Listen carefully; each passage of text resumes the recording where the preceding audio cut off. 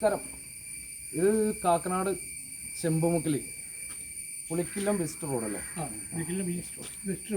അവിടെ ഒരു റിപ്പോർട്ട് വന്നത് മരത്തിൻ്റെ മുകളിലൊരു വലിയൊരു സ്നേക്കിനെ കടന്നും പറഞ്ഞാണ് ഇപ്പോൾ അവർ വിളിച്ചത്. അത് ഞങ്ങൾ ഗ്രൂപ്പിൽ വന്നതാണ്.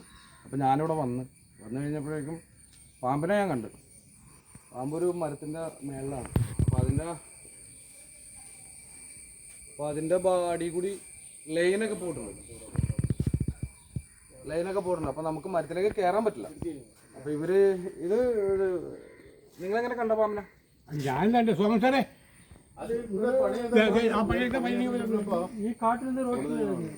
എഴുതി മേളിൽ കയറാൻ നിങ്ങൾ കണ്ടാണ്? അപ്പൊ എത്ര നീളം ഉണ്ടായിരുന്നു ഏകദേശം? ഇപ്പൊ നമുക്ക് ഇതിനെ നീളപ്പോ കാണാൻ പറ്റില്ല. 8 അടി ഉണ്ട്. ഇതിനു മുമ്പ് ഇവിടെ ഈ പാമ്പിനെ മുമ്പ് കണ്ടിട്ടുണ്ടോ?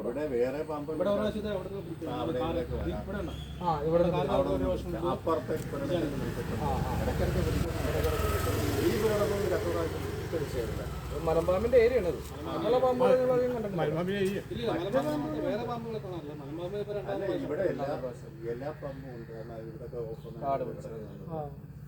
തന്നെയല്ല ഇതൊരു സർപ്പക്കാവ്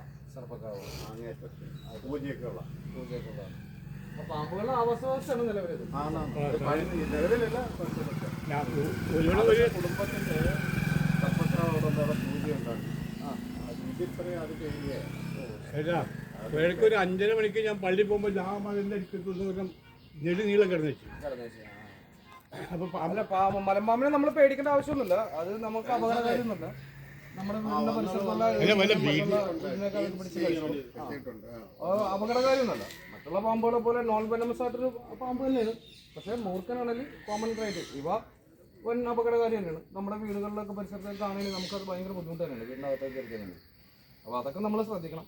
മഴക്കാലമാണ്. അപ്പോൾ മഴക്കാലം എന്ന് പറഞ്ഞാൽ നിങ്ങൾ എങ്ങനെ ആയാലും നമ്മുടെ വീട്ടിൽ കയറാം. അപ്പോൾ നിങ്ങൾ ഒരു കാര്യം ചെയ്യുക, ബ്ലീച്ചിങ് പൗഡർ അത് മൊത്തം ഇട്ട് കൊടുക്കുക. അപ്പോൾ ഒരു പരിധി വരെ പാമ്പുകളുടെ ശല്യം കുറഞ്ഞിരിക്കും വീടിനകത്തേക്ക്. അത് ശരിയാണ്. അതെ. അതിൻ്റെ ആവാസവ്യവസ്ഥക്ക് പറ്റിയൊരു ഏരിയയാണ് അത്. അപ്പോൾ ഏതായാലും നമുക്ക് അതിനൊന്ന് എടുക്കാം. എന്നിട്ട് ബാക്കിയുള്ള കാര്യങ്ങളിലേക്ക് പോകാം.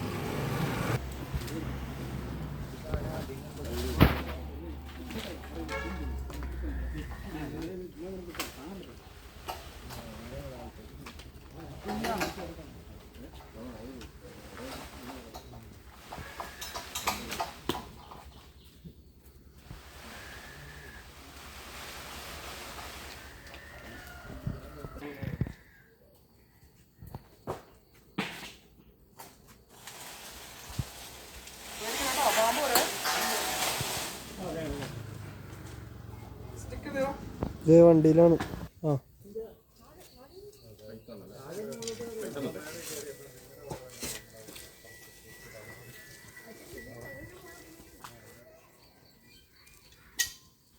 നമസ്കാരം.